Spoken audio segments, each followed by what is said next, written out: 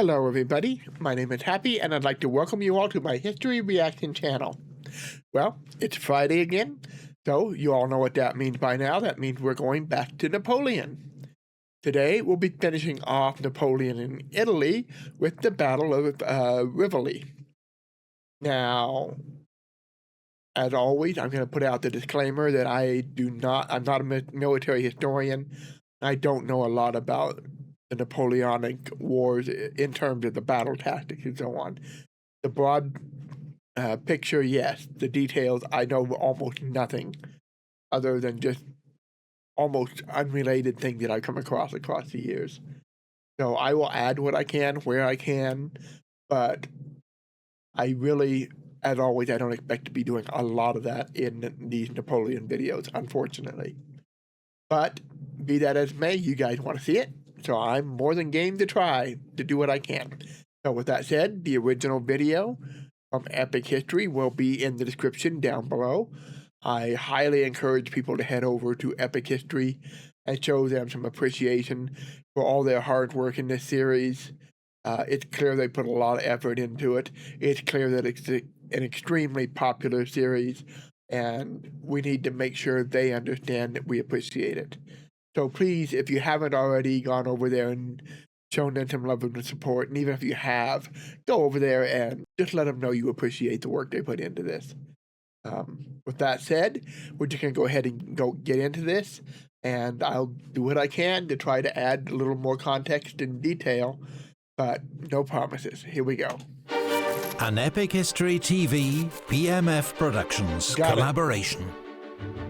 In 1796, at the height of the French Revolutionary Wars, a young French general took charge of a ragged, demoralized army in northern Italy.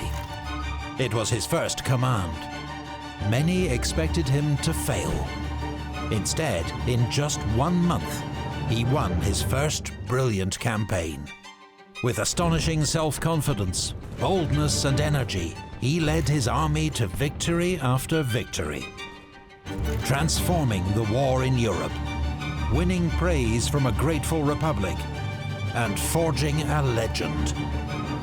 This is the story of Napoleon Bonaparte's first campaign, and the dawn of a new age. All right, here we go. January 1797. A new year, but familiar problems for 27-year-old General Bonaparte. Waging war against the Austrians in northern Italy, he has the great fortress city of Mantua under siege. And after a narrow victory at Arcole, he's once again driven back the Austrian armies, trying to march to its aid. But the French army of Italy is in a ragged state. Troops have not been paid for weeks. Their uniforms are disintegrating. Their shoes are broken. Yep. And above all, they're hungry. I would imagine that the army of Italy has probably worn out a lot of shoes, given how much they're being called upon to march hither and yon, back and forth constantly. They had to have gone through a lot of shoes. Napoleon's major concerns is the wretched state of medical care for his men. Yeah. The hospitals lack everything. Our wounded are lying on the floors and in the most horrible state of destitution. Yeah, that I know. One thing about Napoleon is, especially early in his career, he was very obsessed with improving hospital care, improving field medics, because it's important for morale. It's harder to get men to go out and fight if they're convinced that if they get wounded in any way, they're going to die because they don't have any good care to take care of them. So there's already that fear of fighting, but when you don't feel like there's something you can come back to where you'll be taken care of if you're hurt, that's just going to make it worse.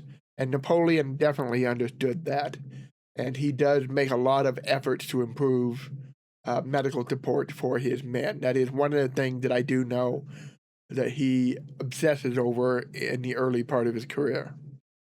And we talked about this in a couple of the previous videos, but Mantua in particular is known as a death trap because the area where that fortress is built is extremely swampy. It's extremely prone to disease. During the siege that's going on here and a later siege where the local people are going to be trying to take it back from the French, a significant number of the casualties are going to be due to disease just because of where it's built and the conditions there.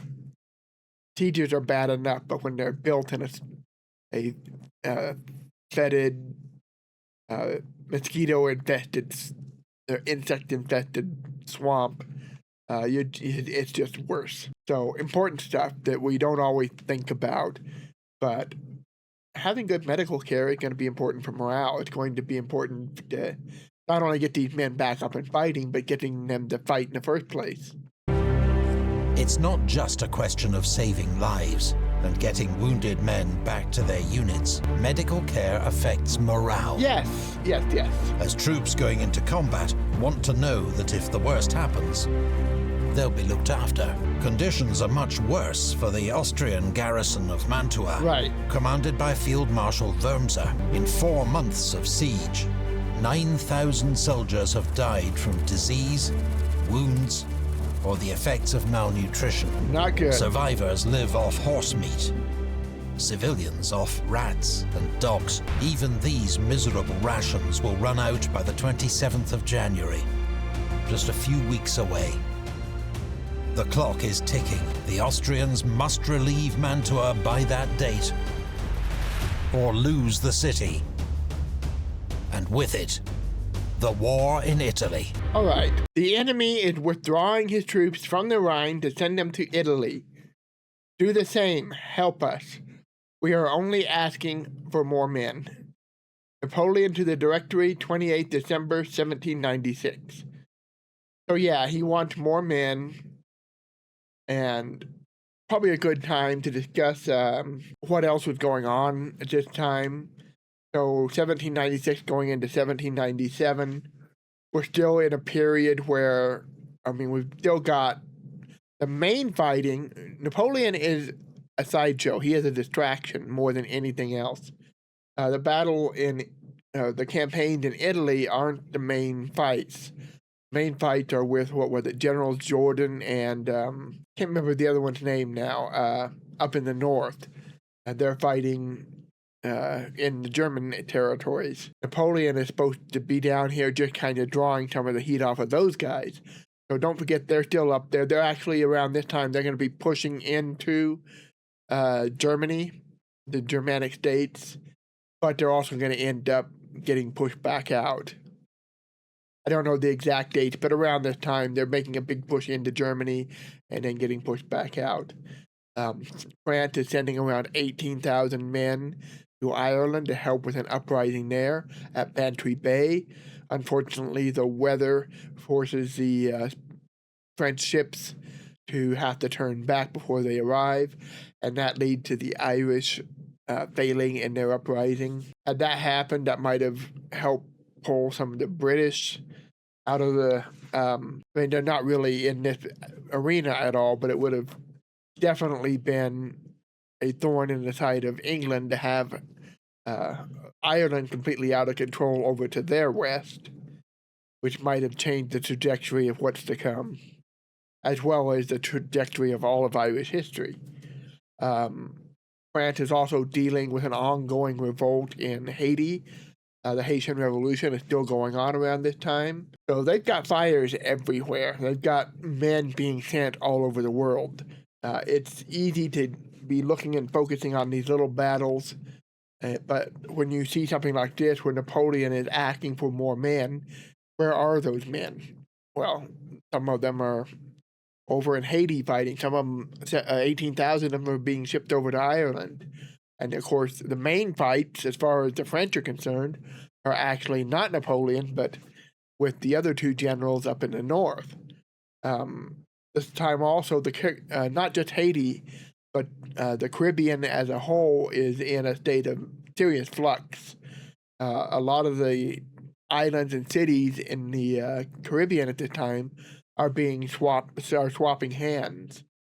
You'll see, in addition to Haiti, I believe the British seized control of Trinidad around this time. Not far from... Yeah, I don't even know where I was going with that. My brain just froze up, excuse me. I think what else is going on around this time. The Americans, we're just starting the... John Adams was just elected. He'll be becoming president real soon now. He's already been elected, but it'll be a little later in the year before he officially stepped into office, replacing Washington. The Americans are trying to stay out of everything at this stage. The Spanish are fighting the British. In fact, Nelson is having one of his first major victories around this time against the Spanish, although the British Navy is dealing with a couple major mutinies around this time as well. So there's a lot going on. Interesting time. Let's keep going. Napoleon, having received just 7,000 reinforcements, prepares to meet Alvinci's advance. He will not only be outnumbered, he doesn't know where his enemy will strike, and Napoleon must hold one division back to cover Wormser's garrison. Right. It's commanded once more by General Serrurier, recovered from his long illness. Augereau's division watches the Adige, while Massena guards Verona. The Northern Division has a new commander. Napoleon has sacked Vaubois for his poor performance and put in his place General Barthélemy Joubert. He is a hard-working, brave, and exceptionally modest commander. I know that name. I think he becomes one of Napoleon's favorites, if I'm remembering correctly.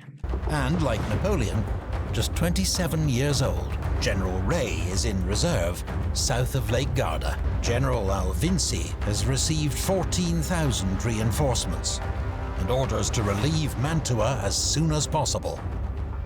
He is eager to march, but heavy snow and the late arrival of equipment and supplies delays his advance until the 7th of January. Yeah, so we got to remember where we are and when we are. We're on the foothills of the Italian Alps, and it is January. As someone who grew up in mountainous areas, that's not a good combination. The low valleys and passes may not be too bad. We're still in the south, and we're not high into the Alps by any stretch. Although I do know that there are some ski resorts in the area up by that lake. So there are definitely areas that are going to be heavy snow. It's going to be cold any way you look at it. It's going to be hard traveling. There's a reason most armies winter for this time of year and don't do any serious campaigns or maneuvering. Food is hard to get. Supply chains are hard to maintain, especially in the case of the Austrians, because they're going to have to be bringing them through the mountains. Well, so are the French, but Napoleon is a lot more practical about some of that stuff, especially in this early stage. So yeah, this is going to be kind of rough time to be fighting in this area, especially a little higher up into the foothills and the mountains. And you look at that map, some of the Austrian troops are actually in the foothills and possibly in some of the mountains. I would imagine the temperatures are probably getting down to around freezing, especially at night. So that's not going to be good for morale. That's not going to be good for health. It's going to increase fatigue levels. It's going to increase food requirements because you need the calories to keep active in that kind of cold. The first columns on the move are Provera and Berlich. But their offensive is merely a diversion intended to draw Napoleon's attention away from the main threat, which will be coming down the Adige Valley. Alvinci has divided this force into 6 columns. Their mission is to envelop and destroy Joubert's division at Rivoli and clear the path to Mantua. But Rivoli is a strong defensive position. They must hit it hard and fast before the French can respond. So this is the terrain we're looking at. This is going to be tough, especially in the winter. Down here might not be a lot of snow, but all through here, coming into the valley, you're gonna you're going to have a rough time of it. Napoleon, assuming any Austrian advance is still weeks away, has travelled to the Papal States with a column of troops commanded by Colonel Lannes. They intend to put a little pressure on the Pope, who continues to stir opposition to France. However, as soon as he receives reports of enemy movement, Napoleon races back to his headquarters at Rovabella. I'm kind of curious why he wasn't expecting movement for another few weeks. My guess would be because marching your troops through this kind of terrain in the winter was probably not something he would expect them to be doing, but by the same token, Mantua is going to need relief and soon. So you almost have to expect the Austrians are going to make one last push before Mantua falls.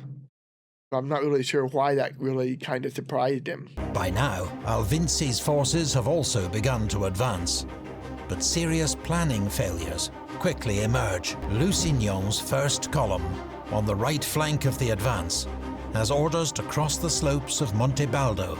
Oh, yes. Monte Baldo, yes. That is a major ski resort to this day. That's not good. That's going to be a rough march this time of year. Bear from the rear. It's soon clear that these orders are wildly optimistic. Yeah.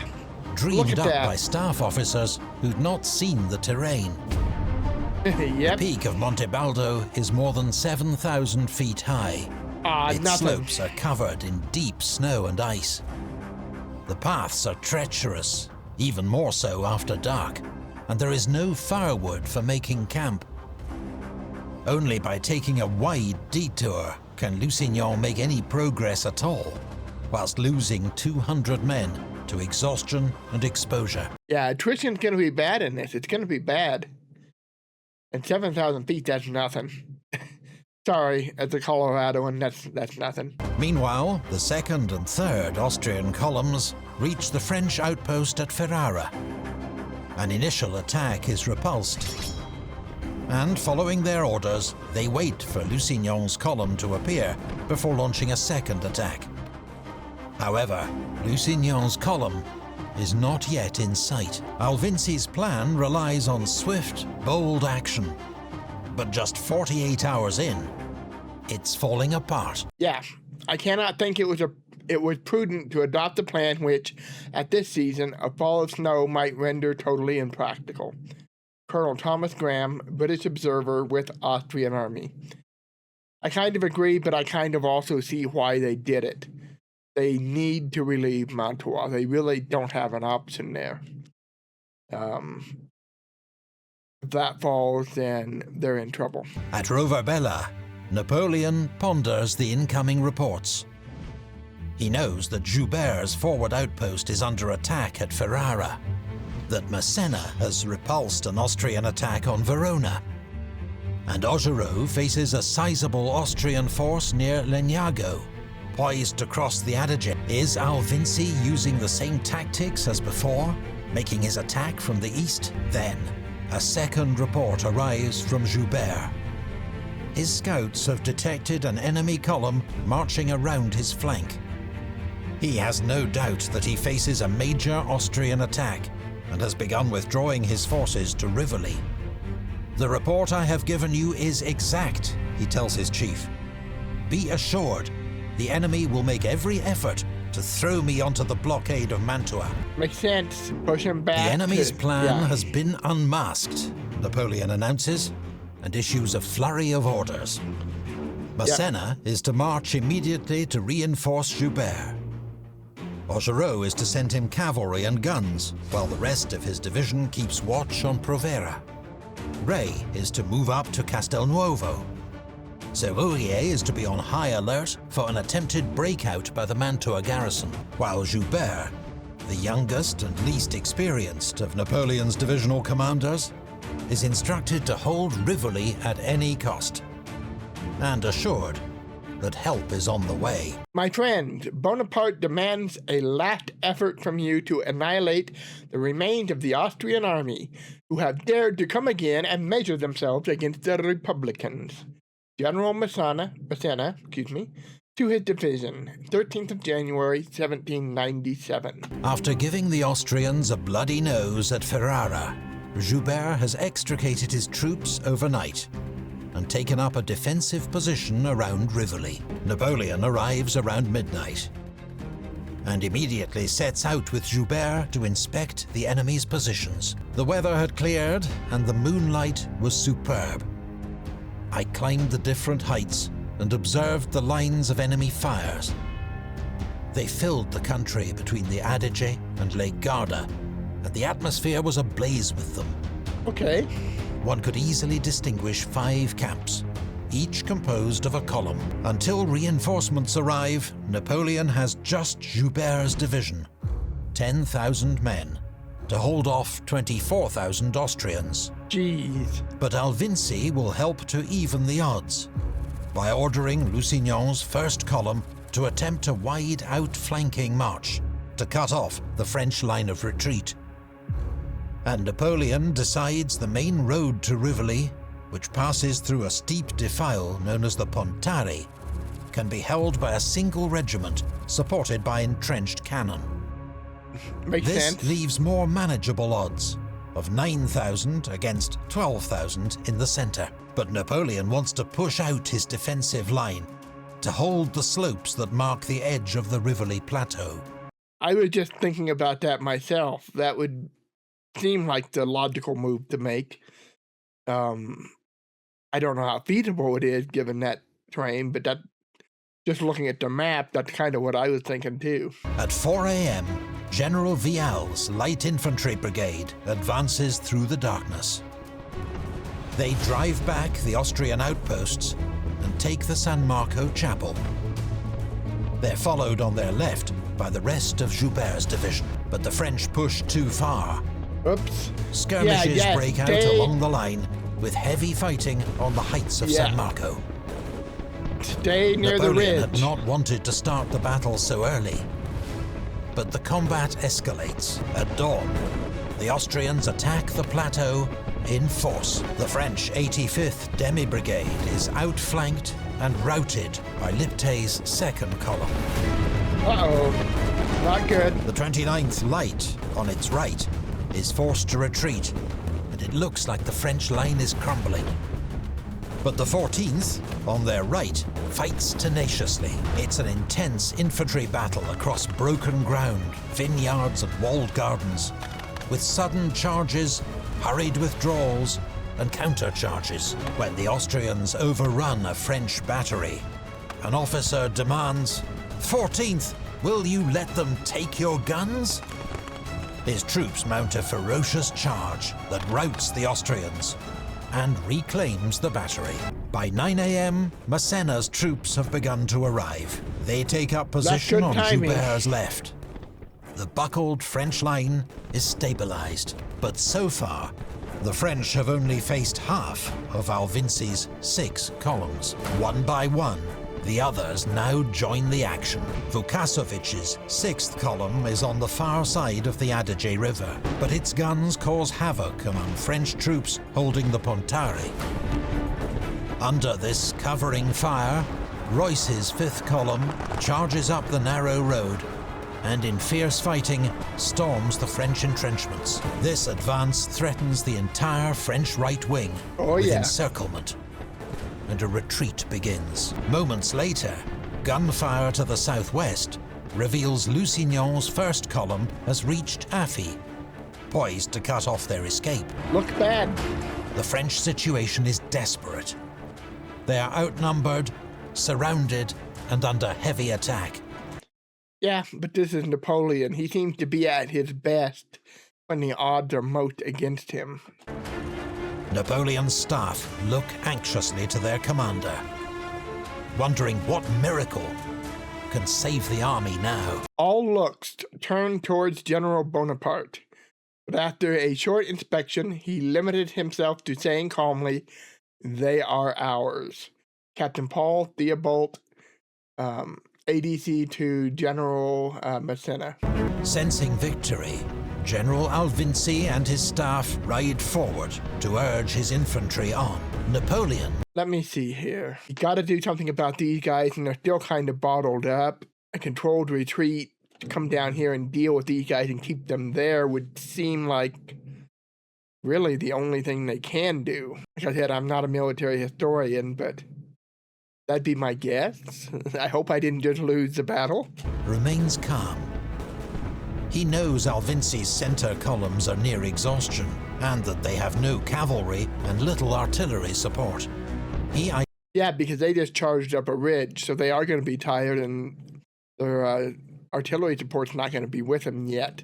Identifies Royce's column as the most immediate threat and orders Joubert to send every man and gun he can spare for a counterattack. General Leclerc Does seem like and the a logical 21-year-old Captain Lassalle then charge with the entire French cavalry, just a few hundred horsemen. Under this onslaught, the lead Austrian troops are driven back into the gorge. Here, they collide with the rest of the column coming up. Cavalry and infantry jammed together, some pushing forward, others trying to escape. Joubert's men pour fire down on them from the overlooking ridge. The final straw is the devastating explosion of an ammunition wagon. Ooh, that'll do it. Yeah, ammunition explosions are a problem in warfare. They were in the past, as soon as we get into the gunpowder age anyway, and they are to today. If you're just unfortunate enough that one of your supply wagons carrying ammunition, gunpowder in particular, is hitting just the right way, yeah, you got a massive bomb in the middle of your troops. Same thing applies aboard ships. If the cargo hold that's holding all your munitions gets hit, then you're in trouble. Austrian morale breaks. The survivors flood back down the road Don't to chase. safety. Don't chase. Napoleon Plug now up the turns hole his again. full attention to the center, where the exhausted Austrian columns have become spread out and disordered. The sudden appearance of French Block the path cavalry, again, but don't supported chase. by infantry and guns, sparks panic and a mass rout. Alvinci, who must have thought himself on the cusp of victory moments before, must join in an undignified race to the rear, spreading further alarm among his men. By 1 p.m., the bulk of the Austrian army is in headlong retreat, leaving Lusignan's first column in an awkward position. Completely isolated, he begins a fighting withdrawal. But the arrival of General Rey's brigade in his rear triggers a rout.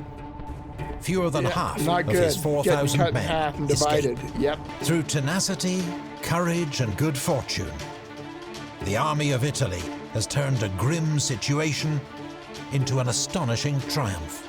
That was pretty impressive. That could have gone really badly real easily.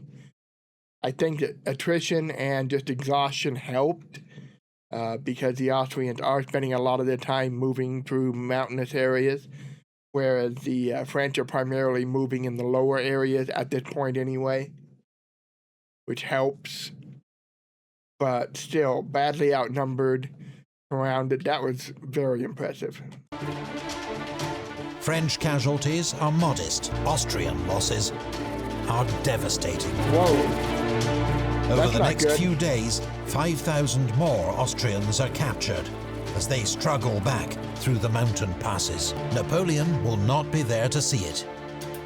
He's received news that Provera has crossed the Adige and is marching on Mantua. It is a chance for him to strike one more blow against the enemy and to seal the fate of Mantua. You know, I took one semester of French, but I don't remember anything from it. I'm not even going to try to read that. You are truly the spoiled child of victory. Napoleon to General Massena, 16th January 1797. Leaving Joubert in command at Rivoli, with orders to renew the attack at dawn, Napoleon races south with Massena's division. Provera has no clue of the disaster that's engulfed Alvinci's army, nor that the wolves now gather for him. Oh boy. He pushes on to Mantua, shadowed by Augereau, who snaps up his rearguard. 2,000 men taken prisoner. With This just isn't gonna go 7,000 good. left, Provera's only hope is to break through the French siege lines. First, he tries to attack San Giorgio. Formidable French defences and a powerful cannonade stop him cold. The next day, he launches a coordinated attack with Wurmser against French forces at La Favorita. But Napoleon has now arrived with Massena's division from the north. Wurmser's weak, starving men are forced back into the citadel, while a determined charge by the 57th Demi Brigade smashes into Provera's flank. The terrible 57th. That's one of the better-known brigades of the war. With Augereau approaching from the east, Provera faces impossible odds and surrenders with his entire force. Wurmser's last hope of rescue has been crushed. He puts off the inevitable for 2 agonizing weeks, until, with all food exhausted, he finally accepts terms for Mantua's surrender on the 2nd of February. He and an escort will return to Austria. His 16,000 remaining troops become prisoners. Jeez. Austrian losses in the campaign reach a staggering 44,000 men. Incredible. After 8 months, the siege of Mantua is over. A victory that will soon be celebrated on the streets of Paris. But it is General Serrurier, not Napoleon, who takes the formal Austrian surrender. Jeez.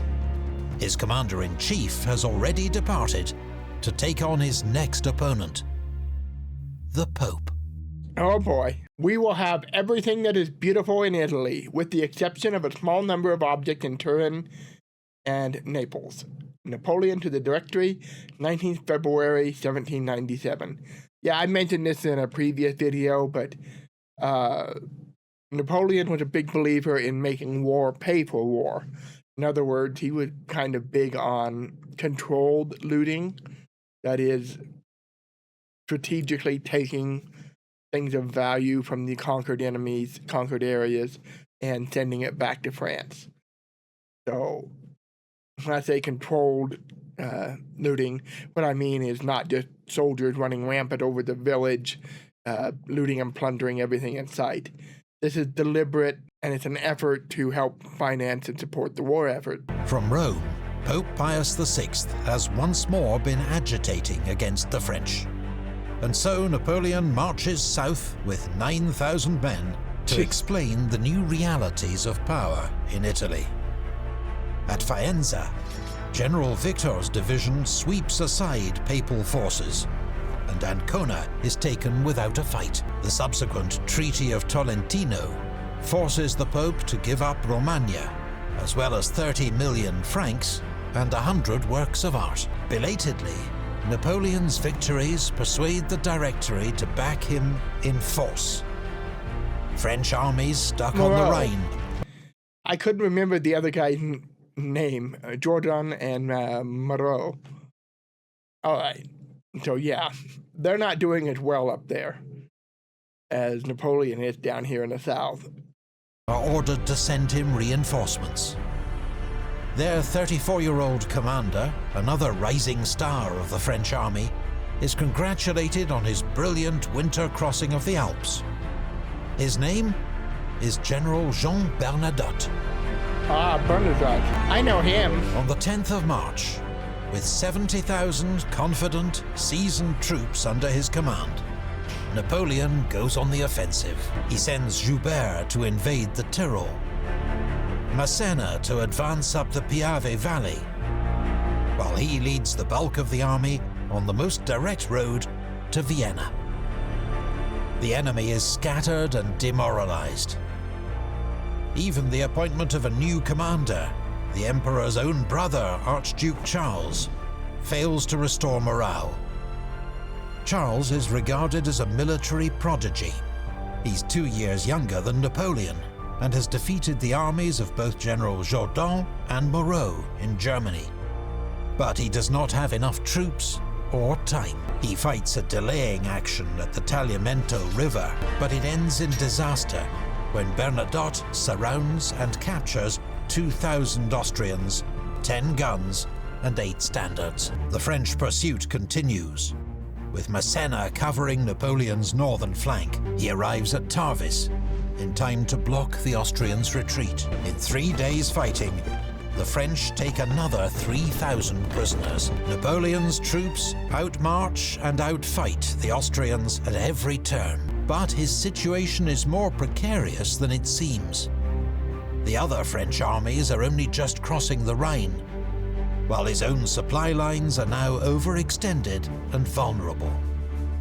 Rather than withdraw, Napoleon continues to advance, while proposing to Archduke Charles that they open peace negotiations. The Austrians accept. 2 days later, both sides agree an armistice, and peace talks begin at Leoben. After 5 years of conflict, Napoleon's dazzling advance into Austria has brought the War of the First Coalition to an end. So ends Napoleon's first campaign, almost exactly a year after it began, 380 miles away on the shores of the Mediterranean. All right. Your countrymen will say, as they point you out, he belonged to the army of Italy.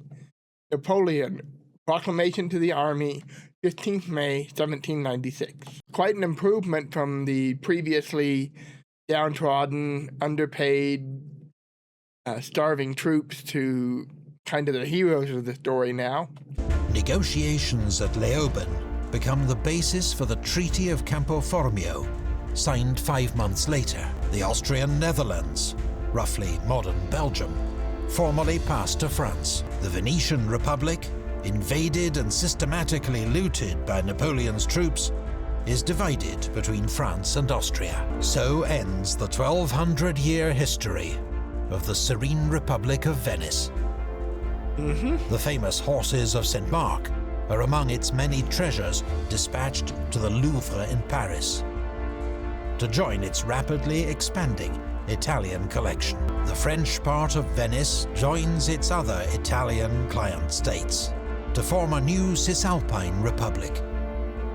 The author of its constitution, Napoleon Bonaparte. It's an illustration of how far the 27-year-old general has come in just a year. Having waged one of the most brilliant military campaigns in history, many would say his best, he now dictates terms to kings and popes, summons new states into being, and nurtures his status as the most celebrated military commander in Europe. He has achieved all this thanks to formidable intelligence, relentless hard work, and inspiring leadership, which he has used to forge a unique bond of trust with his men. He's had luck, too, along the way.